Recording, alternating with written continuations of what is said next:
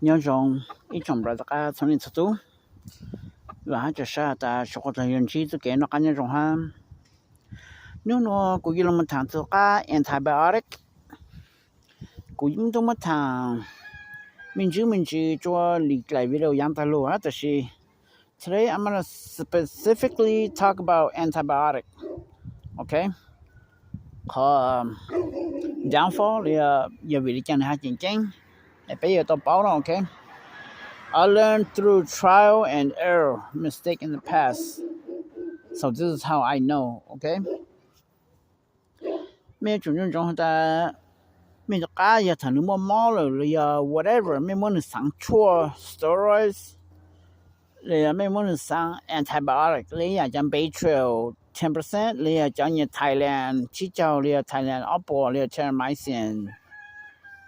这样的呢，你也没不错，这 tablet， 这 antibiotic tablet 就是那人那这没种下的，没什么没这个做新疆哦 ，especially 都老呢 ，OK， 做都老辈么这么新疆那样。So 要他们补 antibiotic 做了 either through tablet or injection.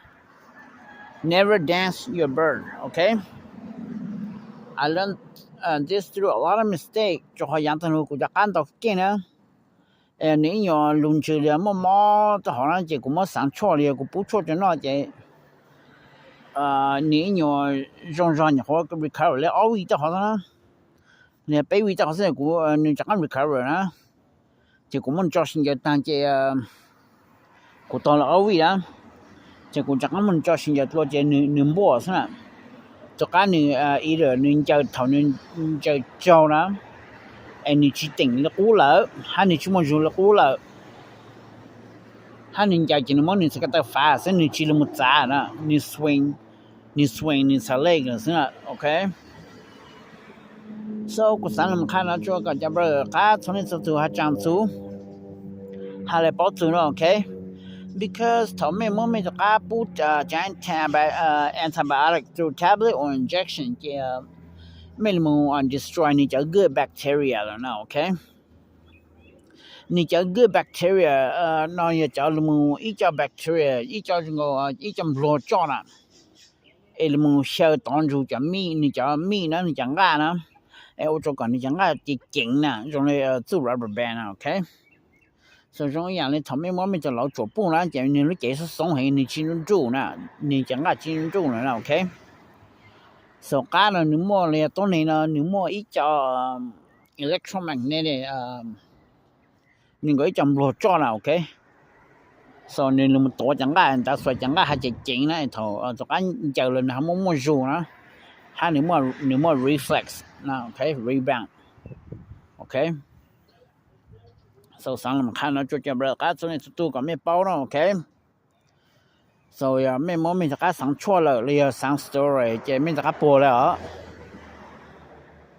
ยังไม่สั่ง story 到จะอีจะมันจะออกจะไปจะไม่จะก็จะ career over เลยนะโอเคหาไม่สั่ง antibiotic ยังไม่สามารถจะชินเจอนี่จะ recover แล้วโอเค but you guys have to wait for at least 3 months okay อย่าชินยา within the 3 months 好像จะไม่ว่าจะชินยา within 3 months 好จะจะการ damage นะจะทำนี่จะ electromagnetic จำโลจอฮาร์โมนตัวนี่จังกันนะตัวตั้ง damage เลยจะนี่ชี้ตัว起来了นะโอเคส่วนไม่จะการนี่จงจะกับพังจังกันจงกับพังซะนะโอเคถ้าทำไม่ว่าจะยาวชินยาวจะนี่ตัวเองบ่บ่了ซะนะนี่ slap 了ซะนะโอเคนี่จิตติงหาจิตทอแล้วเรียนนี่ swing นี่สกัดเลยซะนะจะจอจะนี่ก็นี่ swing ซะso กูสั่งลำคาญดาวจัวจับราคาเท่านี้ตัวก็ไม่หาเป้าสุก้า antibiotic นะโอเค so try not to use antibiotic okay unless you have to okay ยังไม่จะก้ามอเชียมอลูกยังไม่ชี้จังนะ vet rx เนี่ยจะซื้อเป็น grain ไทยจะซื้อเป็น grain นะสินะโอเค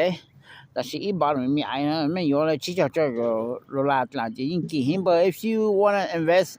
you have to invest in money okay brother you have to remember that you get what you pay for okay So you may cheap, you know, you're gonna pay the price, and you're gonna at the end you're gonna lose everything. Okay. So สำคัญนะจะประกาศสุดๆand you to cái hay you to blah like John okay more là họ chạy you mainly you try to stay away from antibiotic,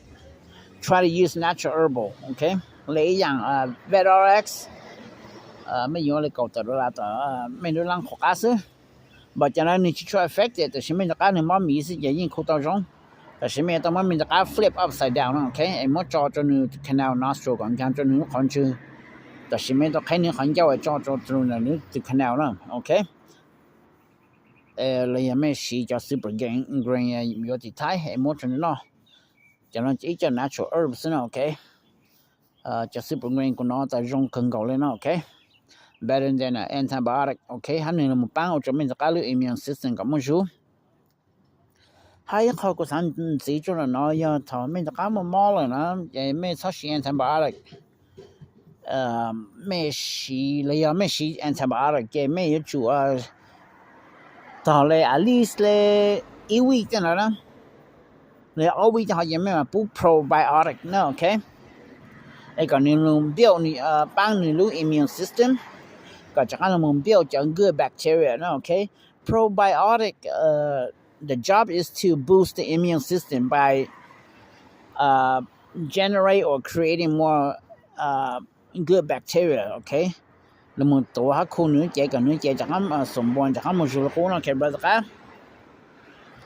and cái antibiotic chạy của mình thằng nó có số cái hấp thu hết chẳng thu ha có everybody be cautious and be aware. Okay brother cả lấy thêm một comment là chỉ là feel free to comment. Okay. Anything chỉ là hạt cá sấu whatever cũng là video chẳng là mấy một cái dạng pop up hôm nay nó mày mấy cái tao sáng là feel free to comment but just use code word. Okay. Có bây giờ mà flex lấy của hai của yo ăn bao cá sấu chỉ video tàng ha nào. Okay. So I gotta talk about everything lấy của bao nào. Okay. Lấy hai mấy hai nhà hai phe xong cho là cụ chỉ sáng chẳng I'm not hard head. Okay. But just keep it professional and use code word. So bây giờ mà flag ha. Okay. Cho YouTube cho censorship sẽ hình này nào. Okay brother cả cũng mà lên Gmail lo lịch là cái sẽ nào. Okay. Nhớ trong short lâu